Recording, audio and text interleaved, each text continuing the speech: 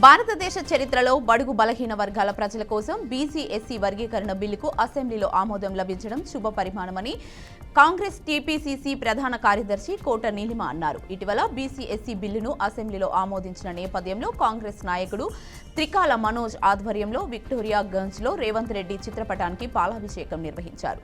చారిత్రాత్మకమైన BC SC బిల్లులో ప్రవేశపెట్టి బీసీలకు 42% రిజర్వేషన్ కల్పించడం గొప్ప విషయమని కోట నీలిమ అన్నారు.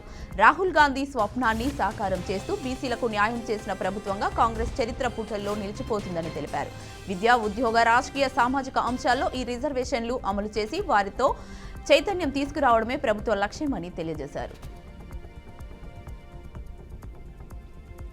వికారాబాద్ జిల్లా తాండూరు 10వ తరగతి పరీక్షలు ప్రారంభమయ్యాయి. తాండూరు పట్టణ పరిధిలో ఏర్పాటు చేసిన 11 పరీక్ష కేంద్రాలలో 2384 మంది విద్యార్థులు పరీక్షలు రాయనున్నారు అని అధికారులు తెలిపారు. పరీక్ష కేంద్రాల్లో విద్యార్థులకు ఎటువంటి ఇబ్బందులు కలగకుండా అన్ని ఏర్పాట్లు చేశామన్నారు.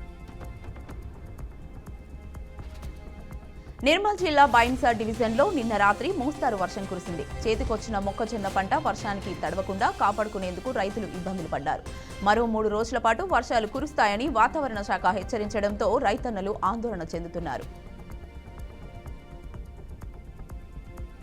మహబూబాబాద్ జిల్లా నర్సింహులపేట మండలం పెద్దనాగారం వద్ద ఘోర రోడ్డు ప్రమాదం చోటు చేసుకుంది. కూలీలతో వెళ్తున్న ఆటోను పెద్దనాగారం స్టేజ్ సమీపంలో ఓ లారీ ఢీకొట్టింది.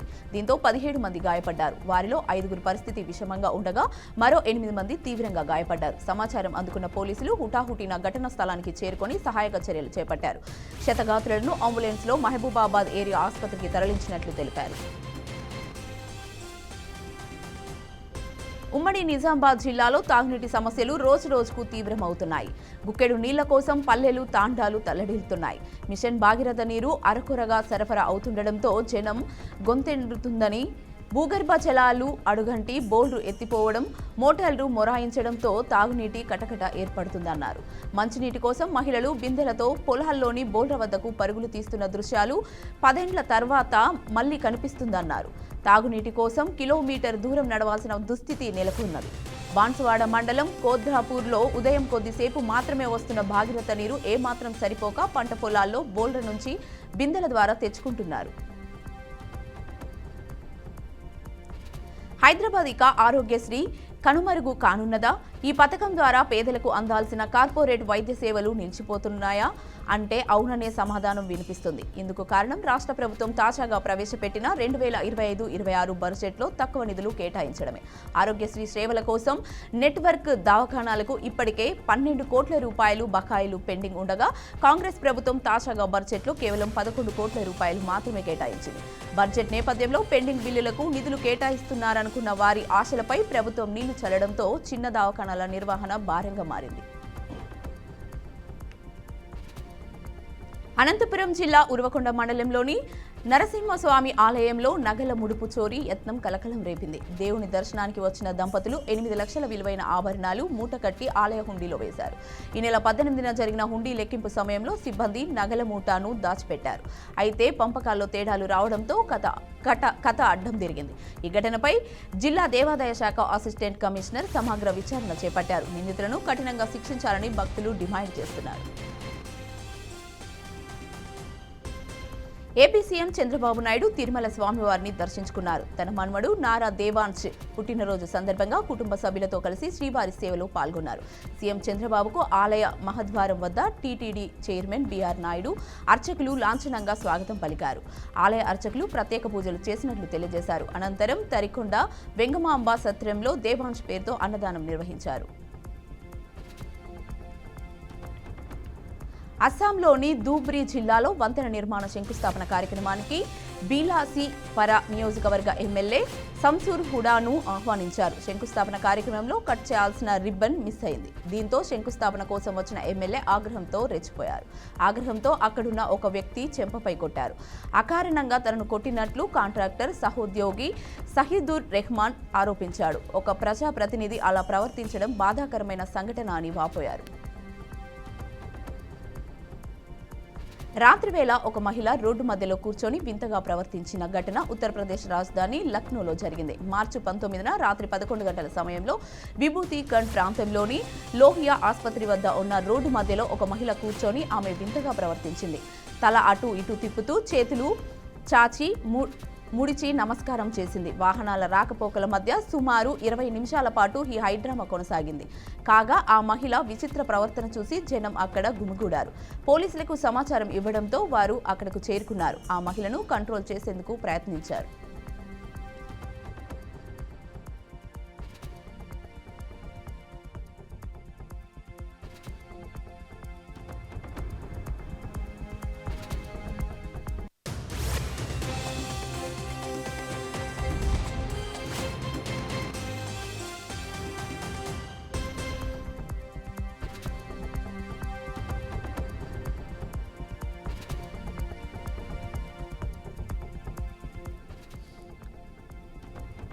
గుంటూరు జిల్లా తాడేపల్లి నూకలపేటలో జిల్లా SP Satish Kumar cordon search నిర్వహించారు. 83 ద్విచక్ర వాహనాలు, ఒక కారును సీజ్ చేసినట్లు ఎస్పీ తెలిపారు.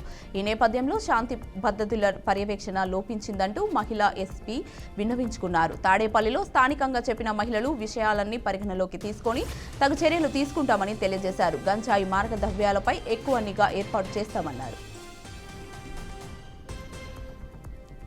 శ్రీ సత్యసాయి జిల్లా నల్లచెరువు మండలం జాతీయ రహదారి రత్నాలపల్లి వద్ద రోడ్డు ప్రమాదం చోటు చేసుకుంది. ఈ ప్రమాదంలో కర్ణాటక రాష్ట్రం బళ్ళారికి చెందిన కేతప్ప గుర్తు తెలియని వాహనం ఢీకొని అక్కడికక్కడే మృతి చెందాడు. విషయం తెలుసుకున్న పోలీసులు ఘటనా స్థలానికి చేరుకొని పరిశీలించారు. కేసు నమోదు చేసి దర్యాప్తు చేస్తున్నట్లు ఏఎస్ఐ పేక్షావలి తెలిపారు.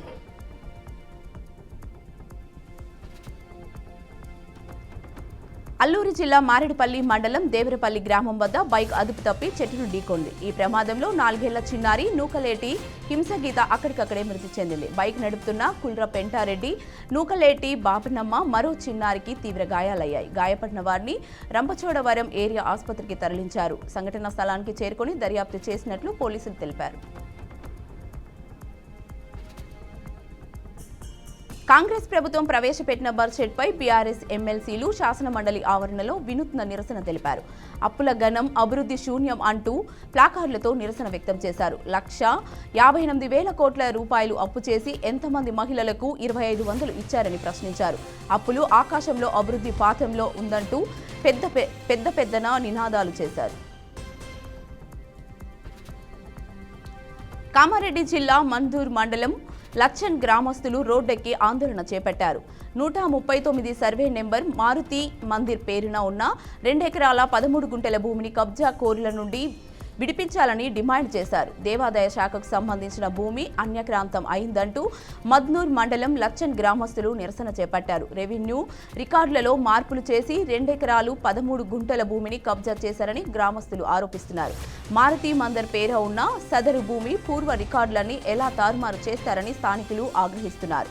రెవెన్యూ అధికారులు కబ్జాదారులకు కొమ్ము కాస్తున్నారని ఆవేదన వ్యక్తం చేశారు. ఇప్పటికైనా రెవెన్యూ, దేవాదాయ శాఖ అధికారులు స్పందించి కబ్జా కోరల్లో చిక్కుకున్న 2 ఎకరాల 13 గుంటల దేవాదాయ శాఖ భూమిని విడిపించి న్యాయం చేయాలంటూ డిమాండ్ చేస్తున్నారు.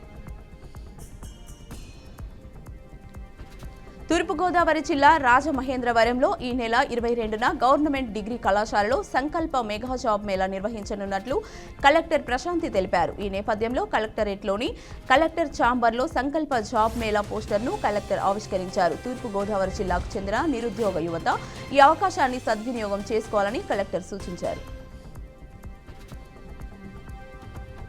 కర్నూలు జిల్లా కొడుమూరు మండలం గోరుంట్ల గ్రామంలో గోరుంట్ల లక్ష్మీ మాధవస్వామి రథోత్సవ వేడుకలు ఘనంగా నిర్వహించారు. అలంకరించిన రథంపై కొలువుదీరిన శ్రీదేవి భూదేవి సమేత మాధవస్వామికి అర్చకులు హారతులు పట్టారు. ఈ వేడుకకు భక్తులు అధిక సంఖ్యలో పాల్గొన్నట్లు ఆలయ నిర్వాహకులు తెలిపారు.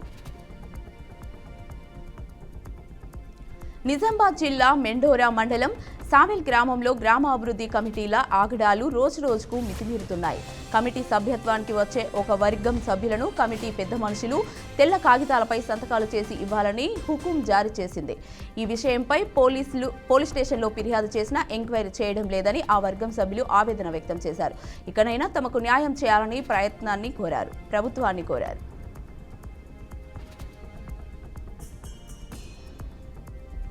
సిద్దిపేటలోని రెడ్డి భవనంలో పెద్దపల్లి జిల్లా బీఆర్ఎస్ పార్టీ అధ్యక్షుడు మాజీ ఎమ్మెల్యే కోరుకంటి చందర్ సమావేశం నిర్వహించారు. ఈ సమావేశంలో గోదావరి కన్నీటి గోస పేరుతో పాదయాత్ర చేసినట్లు కోరుకంటి చందర్ తెలిపారు. 115 కిలోమీటర్లు కొనసాగించిన పాదయాత్ర రేపటితో ముగియనున్నట్లు వెల్లడించారు. ప్రభుత్వం మెడలు వంచి అయినా మళ్లీ గోదావరిలో నీళ్లు నింపేదాకా పోరాడతామని తెలియజేశారు. తూర్పుగోదావరి జిల్లా రాజమహేంద్రవరంలో వేసవి దృష్ట్యా ఈ ఏడాది వడగాలులు ఎక్కువగా వీచే అవకాశం ఉందని క్షేత్రస్థాయిలో మున్సిపల్, పంచాయతీ అధికారులు ముందస్తు జాగ్రత్తలు తీసుకోవాలని కలెక్టర్ ప్రశాంతి తెలిపారు. అందులో భాగంగానే ప్రజల్లో అవగాహన కలుగజేయాలని కలెక్టర్ అధికారులను ఆదేశించారు. వైద్య, ఆరోగ్య శాఖ ఆధ్వర్యంలో ఇప్పటికే ఎస్ఓపీపై మార్గదర్శకాలు జారీ చేయడం జరిగిందన్నారు. చలివేంద్రాల్లో కుండల ద్వారా చల్లని శుద్ధమైన తాగునీరు సరఫరా చేయాలని తెలియజేశారు.